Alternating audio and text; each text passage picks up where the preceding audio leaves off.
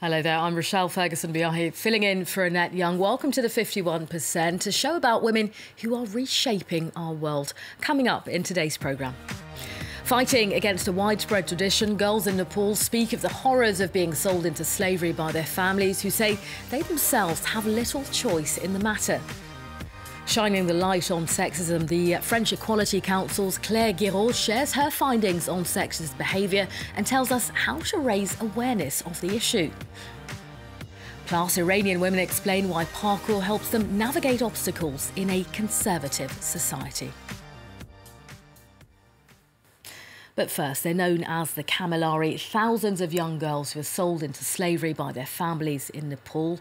While the centuries-old practice is illegal today, it still remains widespread. France 24's Ellen Gainsford has more in this next report.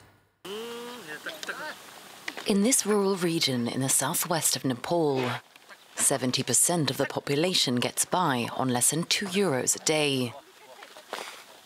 Today, Danvi, not her real name, is a happy teenager, but she was sold into slavery when she was only 7 years old. Her father sent her to work for a wealthy family in the region.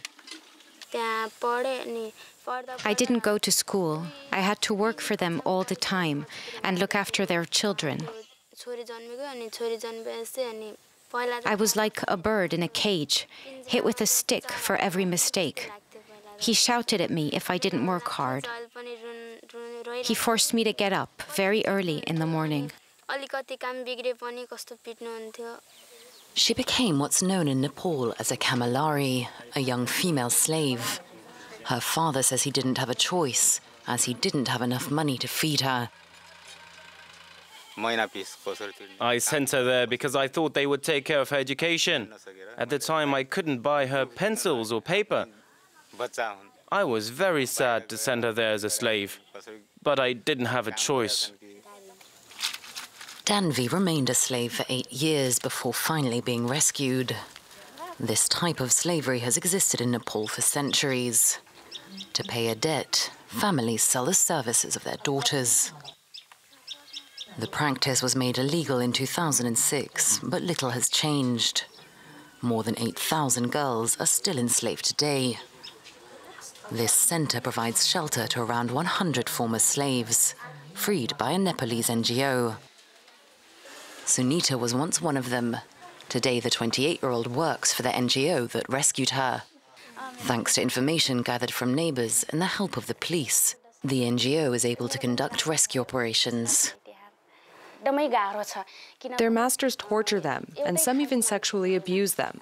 But despite this, it can be very difficult to free the girls.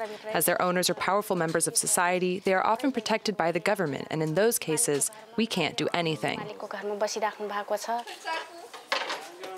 When finally freed, the Kamilari slaves are often discriminated against because of their past.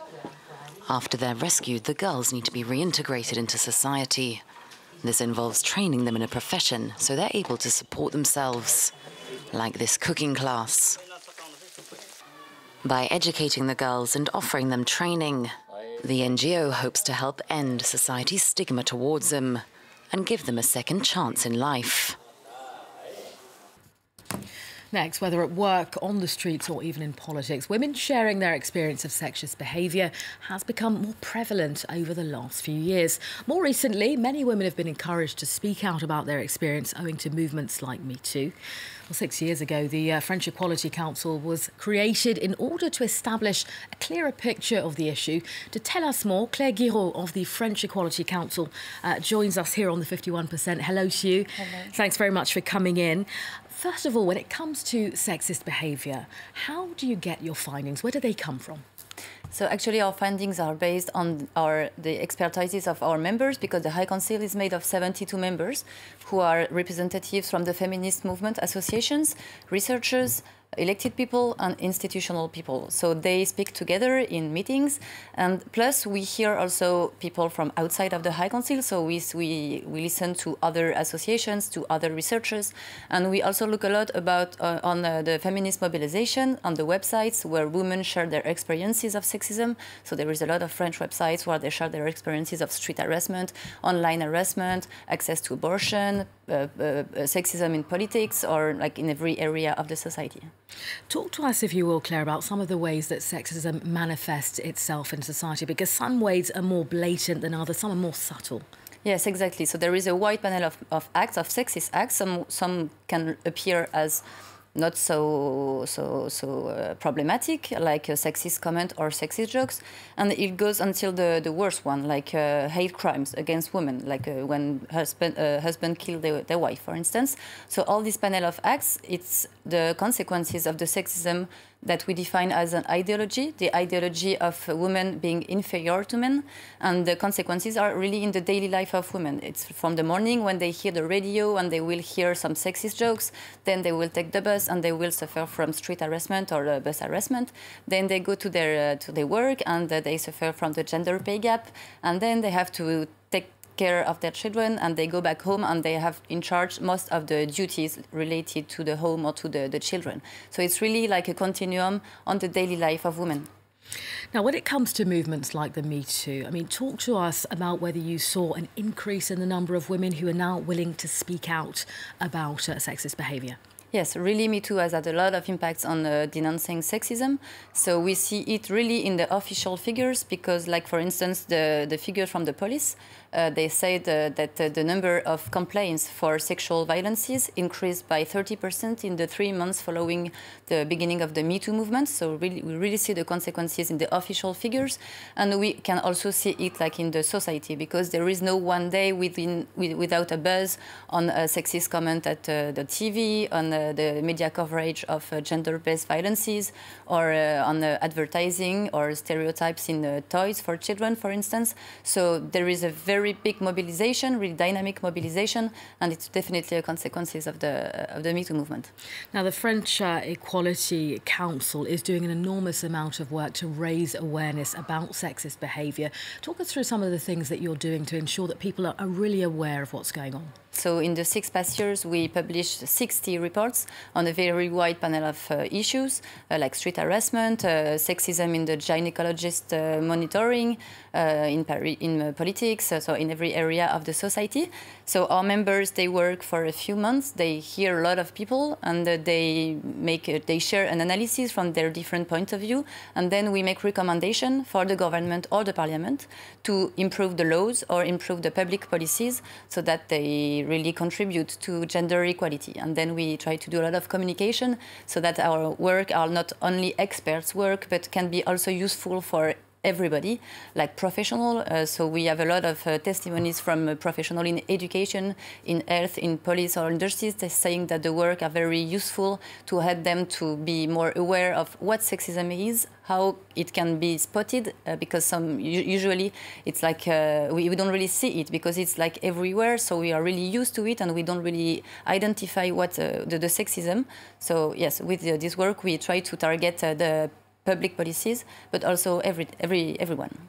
When it comes to your reports, a large number say that up to 83% of French people agree that women are subject to sexist behaviour. The French Equality Council, though, says that's not enough. There's still more that needs to be done. As you move forward, what else will you do?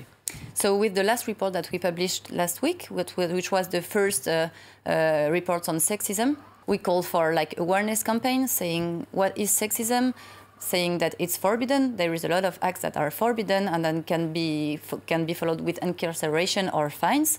We also call for training for educational professional, health professional, and also policemen, women and judges, because they have a very important role in punishing the sexism. We call also for more fundings for the feminist associations, because they are the ones who take care of women who are victims of sexism, and we really think that their contribution to the fight against sexism is really key. So they need more fundings because today they are very, very low subvention. And we call also for the recognition of a national official day against sexism every year. And this is why I wear this little thing, because today in Paris, the collective Ensemble contre le sexisme, Together Against Sexism, which is made of almost 40 associations, they are organizing the 2nd National Day Against Sexism and really call for recognition of an official day against sexism every year. Claire Guiraud of the French Equality Council. Thanks very much for your time today. Thank you. We take you next to Iran, where over the last few years, small groups of women passionate about parkour are increasingly popping up. Now, the parkour enthusiasts say it teaches them to overcome the sometimes physical and mental obstacles that they face in a conservative society. Peter O'Brien has this report. An unlikely activity for this quiet park in Tehran. Practicing their moves, these parkour enthusiasts are athletic and fearless.